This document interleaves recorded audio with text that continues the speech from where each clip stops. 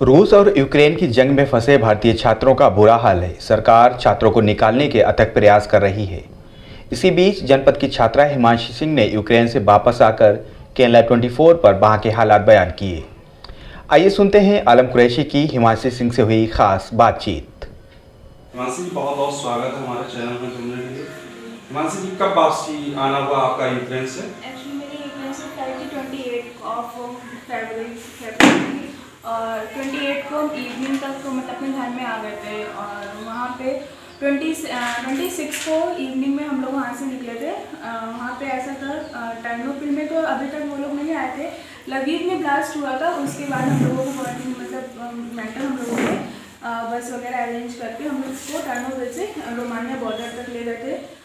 फिर उसके बाद में रोमानिया बॉर्डर में हम लोगों को 10 to 12 किलोमीटर तक वॉकिंग डिस्टेंस कवर करनी पड़ी। फिर उसके बाद वहाँ पे इतनी ज़्यादा भीड़ थी, वहाँ पे यूक्रेनियन स्टूडेंट्स थे और यूक्रेनियन जो लोकल पीपल थे वो लोग थे और नाइजीरियन स्टूडेंट्स भी आ गए थे, मतलब सारी कंट्री के थे वहाँ पे। तो फिर हम लोगों को वहाँ पे थोड़ा बहुत एम्बेसी के सर में वहाँ पे वो लोग बोले कि हम आपको बस अरेंज करवाएंगे, लेकिन हमसे पहले एक दिन पहले भी स्टूडेंट्स वहाँ पे थे, तो वो बोले कि पहले उन लोगों को करवाएंगे अरेंजमेंट, फिर आप लोग हो जाइएगा।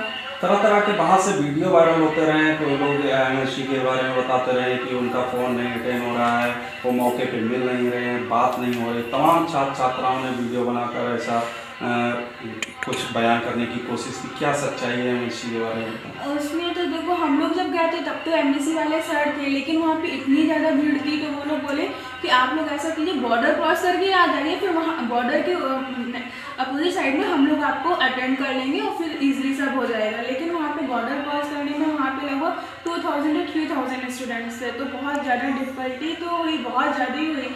वहाँ पे नाइजीरियन स्टूडेंट्स थे, मतलब हम सब लोग एक दूसरे की हेल्प कर रहे थे, बट इतना कितना हो जाता, वहाँ बहुत ज़्यादा भीड़ थी। तो हिमांशी जी, युद्ध के बीच में पहली शिफ्ट भारत में बच्चों की कब आई थी?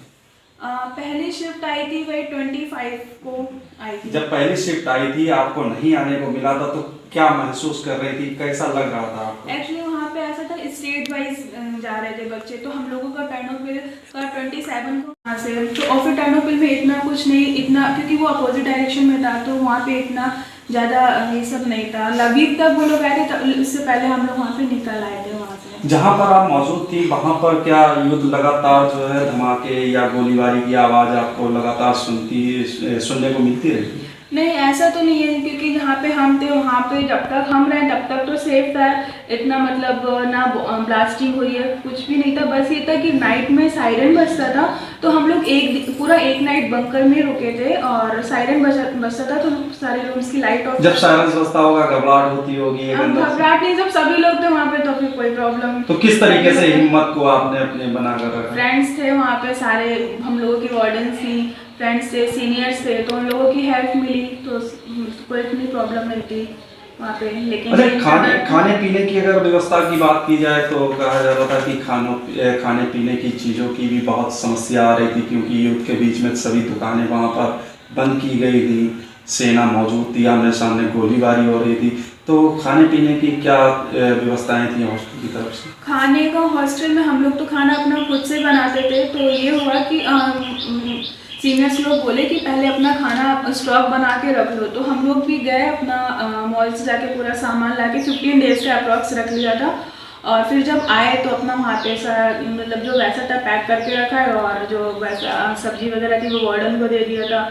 तो खाने का तो हम लोग खुद ही बनाते थे, तो खुद ही करना रहता था। हिमांशी जी, जिस तरीके से युद्ध वहाँ पे छिड़ा, तो इसकी जानकारी पहले से होगी, तमाम तरीके की जानकारियाँ दी गई होंगी कि अपने अपने वतन वापस जाया जाए, क्या?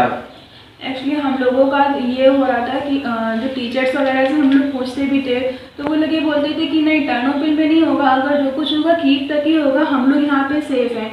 ये चीज़ जब कीव में पहला ब्लास्ट हुआ उस दिन हम लोगों को मतलब डर लगा, तो उस दिन हम लोगों ने टीचर से बात की है, ऑनलाइन क्लास करवाए टीचर से।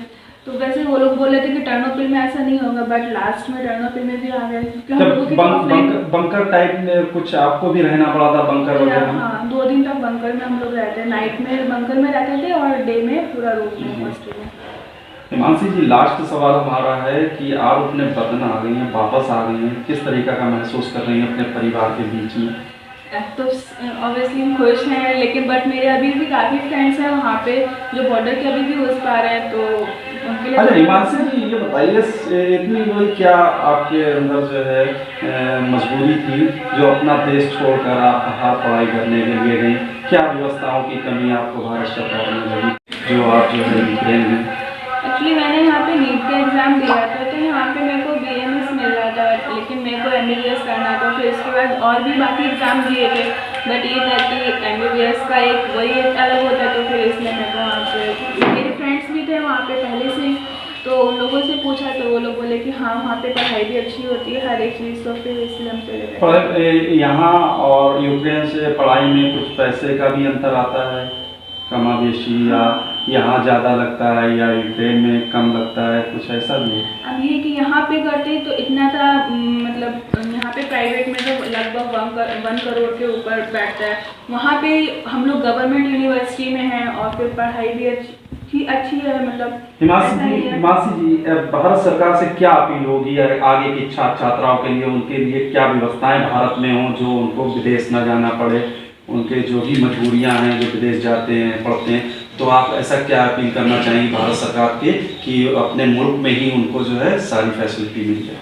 मेरी तो यही है कि यहाँ पे मेडिकल कॉलेजेस की और बनवाए जाएं, और मतलब मेडिकल कॉलेज और बढ़ाए जाएं, जिससे कि बच्चों की मेडिकल सीट्स बढ़ जाएंगी। मेडिकल सीट्स बढ़ेंगी तो फिर बच्चों को इतना प्रॉब्लम नहीं होगा, बच्चों को बाहर नहीं जाना पड़ेगा, वो लोग अपनी कंट्री में ही MBBS कर सकते हैं, उनकी फैमिली भी खुश रहेगी, वो बच्चे भी खुश रहेंगे। जैसा कि हमारे साथ में यूक्रेन से वापस आई छात्रा हिमांशी सिंह जी मौजूद थी, उनका सीधे तौर पे कहना है, उन्होंने बयान किया जो उनके सामने मंजर पेश आया। आप तस्वीर में देख सकते हैं, उनकी माता जी भी बैठी हुई हैं, अभी भी उदास हैं। हम इस उदासी की वजह जानना चाहेंगे माता जी से भी कि हम 2 शब्द उनसे भी बात कर लें कि आखिर क्या है, क्यों आप उदास हैं। उनकी बच्ची जब घर वापस आ गई है तो अब एक अलग चेहरे पे वातावरण होना चाहिए, खुशी का वातावरण होना चाहिए, लेकिन क्या सोच रही हैं क्या नहीं। आंटी बहुत बहुत स्वागत है। अब बच्ची आपकी वापस आ गई है, लेकिन चेहरे पे उदासी अब भी देखने को मिल रही है। मतलब बच्चा हमारा आ गया था, पता नहीं मौसम उधर का कैसा, 2 साल बिगड़ी रहा है। बच्चे भी मतलब मेहनत करके आए हैं, तो उनको भी मतलब कुछ किया जाए। बच्चों को वहाँ की वजह वहाँ नहीं जाने देंगे तो इंडिया में उनको करवाया जाए। अरे माँ बाप के लिए बच्चा जो है एक अद्भुत चीज़ होती है कि मतलब सबसे ज़्यादा अगर माँ बाप प्यार करता है तो अपने बच्चे से करता है। ऐसी स्थिति में जो है बच्चों को अपने से दूर करके विदेश भेज देना, क्या मजबूरियाँ आती हैं? तो मजबूरी थी, हमने तो मना ही किया था, लेकिन इनकी डैडी नहीं माने कि वहाँ MBBS हो जाएगा। उसका तो हमने भी कहा चलो बच्चा हमारा पढ़ लिख जाएगा तो कभी पास में रहेगा।